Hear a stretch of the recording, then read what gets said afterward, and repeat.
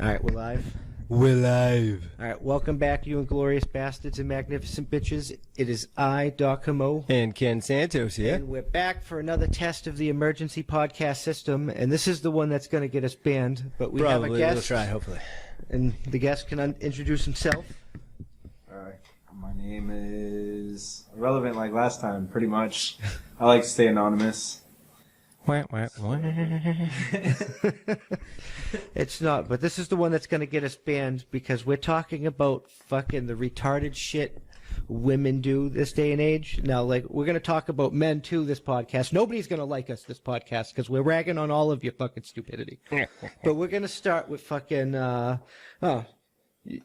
you came up here. What do you think we should start with?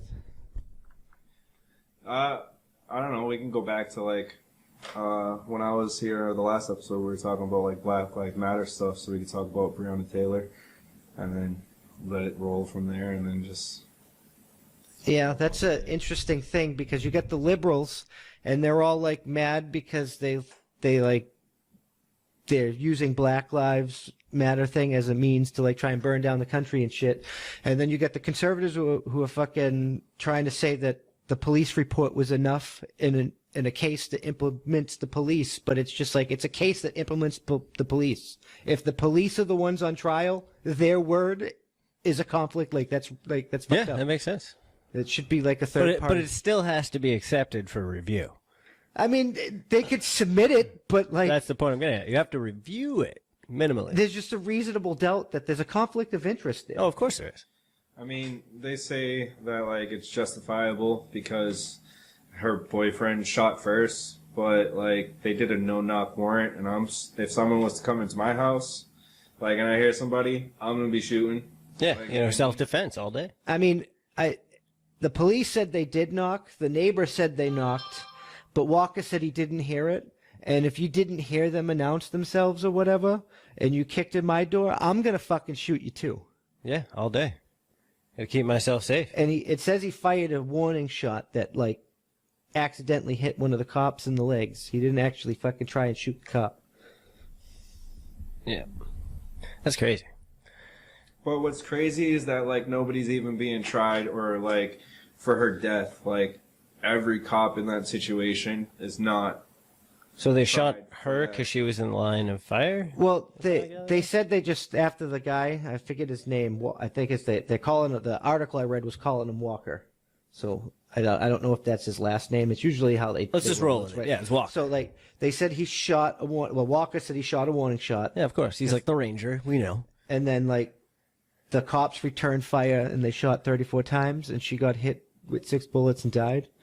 Why the fuck are you, like, how many, so what, he probably shot like 2, maybe 3, and he 36? Said the official report said he shot one shot, and the cop got shot in the leg, but it was a warning shot. The guy didn't know what was going on, somebody kicked in the door, and he fucking shot a warning shot in somebody's fucking leg. That's what you're supposed to fucking do. Yeah.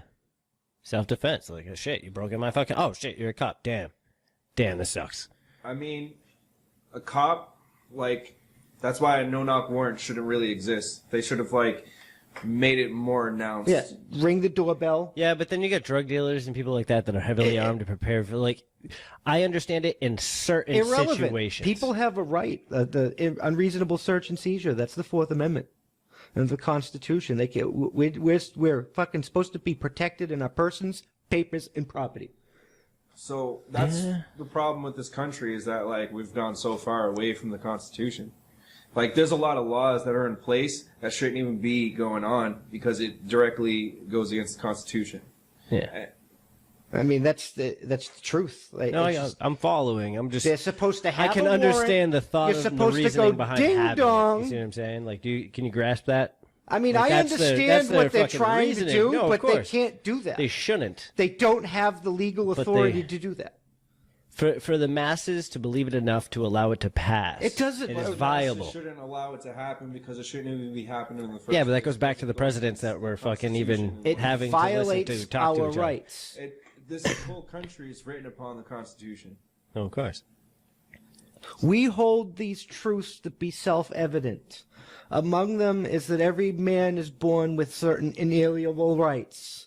Among them is the pursuit of life, liberty, and happiness. And I'm paraphrasing slightly here, so don't fucking historians don't kill me. But like, the government was instituted among men to protect those rights. And when they become destructive to those ends, it is the right of every man to abolish said government. And just start over. Yeah. It's in the Down with Texas. Well, that's the Declaration of Independence, but it's in. but our rights are in the Constitution. Yeah, I get you. Yeah.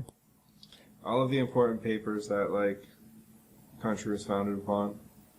Like some of those founding fathers, they might have been slave owners, and I'm aware of that.